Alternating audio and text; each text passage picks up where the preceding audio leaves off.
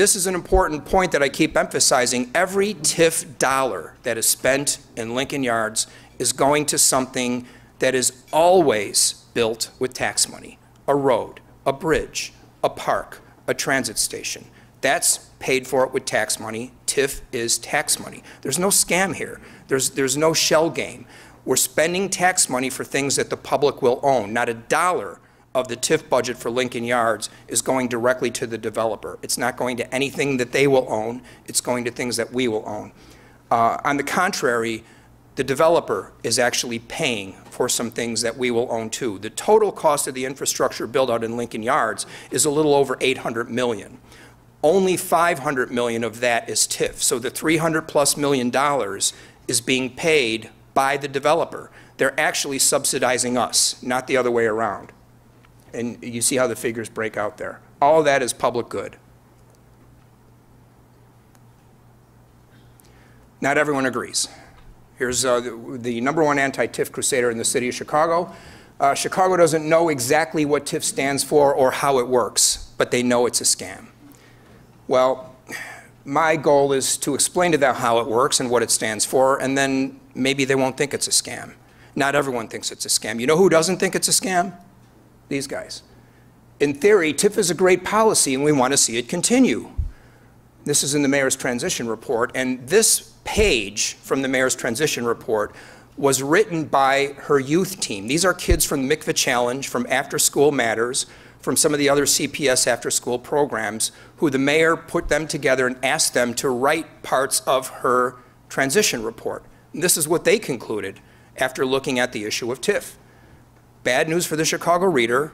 The young generation is not reading her publication. I don't know how you're going to handle that, but so what's the difference between these two opinions on this financing device we call tax increment financing?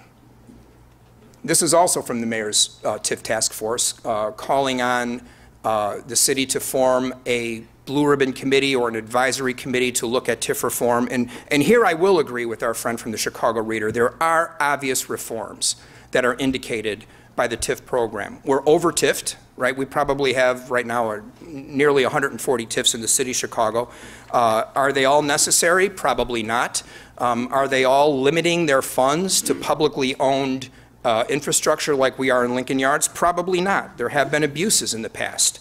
So we need to talk about TIF reform, and I've asked the mayor if I could be on this advisory committee. After the experience I just had, I feel like I'm uniquely qualified. I've become, you know, the poster child for TIFs, so I might as well get some good out of that. And I do have some ideas about TIF reform going forward. But here's some things that TIF has built recently that I think we can all agree are good things. I think we can all agree we want these things. We want a new bridge over the Chicago River. I mentioned the example of untangling a six-way intersection, which we did with TIF money just a little bit north of the Lincoln Yards site. The Green Line station and rapid transit improvements. All of these things are necessary, and they're paid for with TIF money.